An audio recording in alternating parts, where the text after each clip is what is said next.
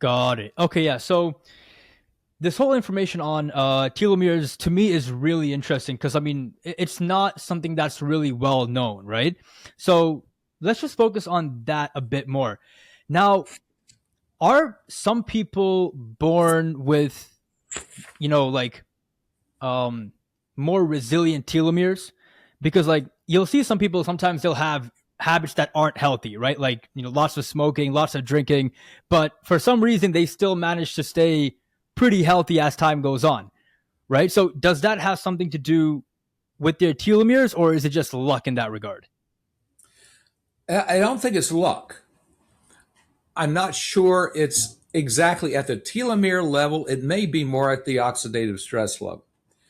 Hmm. Um, I remember when I was growing up, one of my best friends, grandfather, lived to be mid 90s. And of course, they were always saying, "What's the secret of your longevity and things?" And he says, "Well, I smoke a pack of cigarettes every day and I have 2 shots of scotch every day." And people said jokingly, I don't think anybody believed that that was helping. But the dangerous message was it wasn't hurting. Yeah. One of the things that we certainly know accelerates the aging process through the oxidative stress mechanism is tobacco use, especially smoking, and alcohol. I mean, if there are two things on the top of your how to age beyond your chronologic age, it's smoke and drink alcohol. I mean, there's no question about that.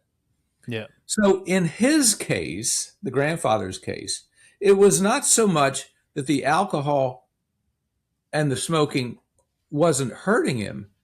It was probably, and again, this is just hindsight speculation, it was just that he had such a strong genetic constitution that he lived long in spite of the smoking, not because of the smoking. And the in spite of was that he probably just didn't have any other genetic risk factors. Remember, there are genes for dementia, for example. There are genes for certain types of cancer in a way.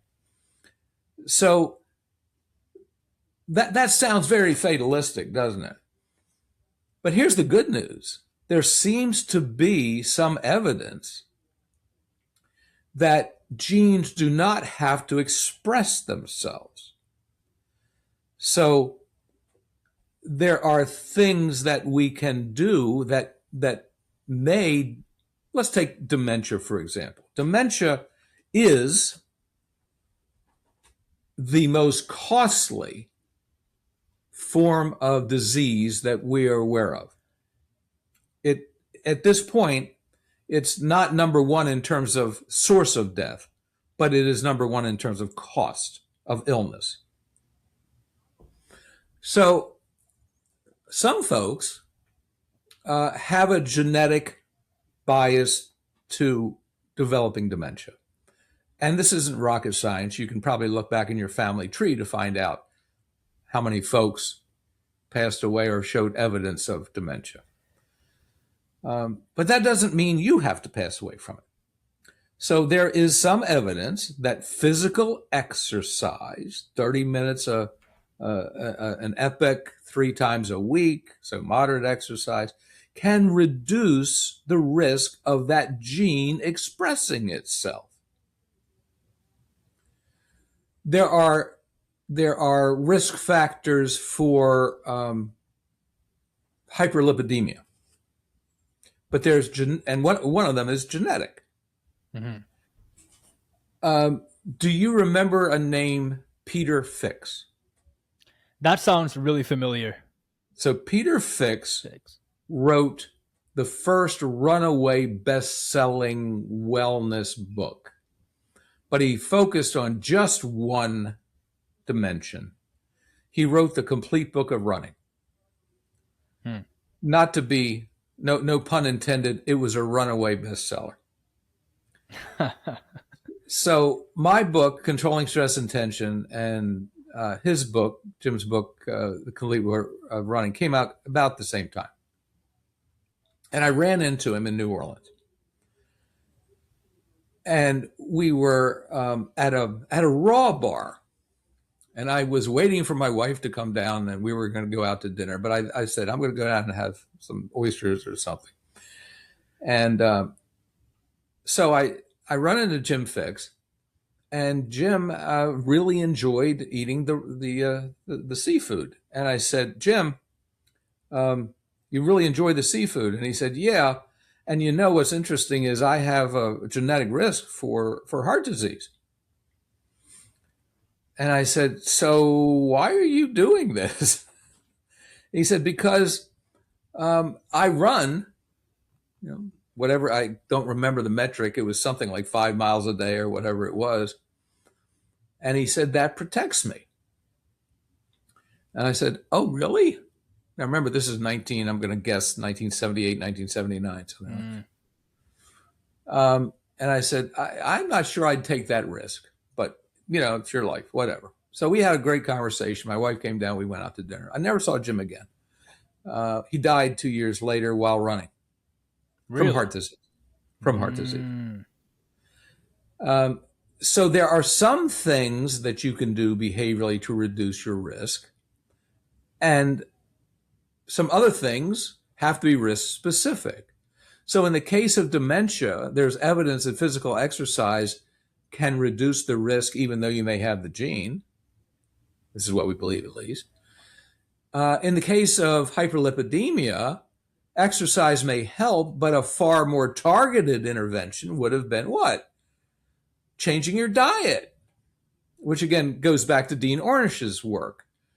And he basically argued that chronic diseases can be reversed through comprehensive lifestyle changes. And if you compare that to Peter Attia's work, his notion, chronic diseases, he really believes in early detection. He really believes in exercise. But Sinclair's work was different. Sinclair's work is looking at reducing those genetic risks by what, for lack of a better word, would be epigenetic programming. In other words, keeping the bad genes from expressing themselves. Mm-hmm. And so while Dean Ornish's work and Peter Attia's work focuses a lot on lifestyle and behavioral things, Sinclair's work focuses on his research on sirtuins and working at the molecular level. Sinclair, some of your audience will be familiar with one of the most popular supplements on the market, which is nicotinamide riboside, or NAD+. His work has probably led to the popularization of NAD+. Now, there is evidence that NAD+ may reduce your risk for basal cell carcinomas. So even though you were fair-skinned and you were in the 1960s, 70s, and 80s, and you were out in the sun without sunscreen, and now you've got all this potential for basal cell carcinomas, there's some evidence that the NAD+ may keep that propensity from expressing itself, which I think is really exciting. So Sinclair's work is more attuned to my thinking of, can we do something at the cellular level? Okay, now, is this prior to birth or after birth? Because when you talk about programming, what's going on there? Like what kind of programming is it? So the programming that's an interesting question. So once you're born, I mean, that horse has left the barn, the pre-birth opportunity is gone. Yeah. So everything we're talking about is after birth, and your genetic matrix is now laid down. Whether it expresses itself or not is now the question. But your question begs another question, which is, can the health of the mother affect the genetic programming of the fetus, the child that's about to be born? We know that there are certain things that the mother can do that can harm that. What we don't know, are there certain things, and your question's interesting in that sense, are there certain things the mother can do that, I use the term not in the vaccination sense, but immunize that child in the womb? Wouldn't that be cool? I Yeah. just don't know the answer. Okay. Now,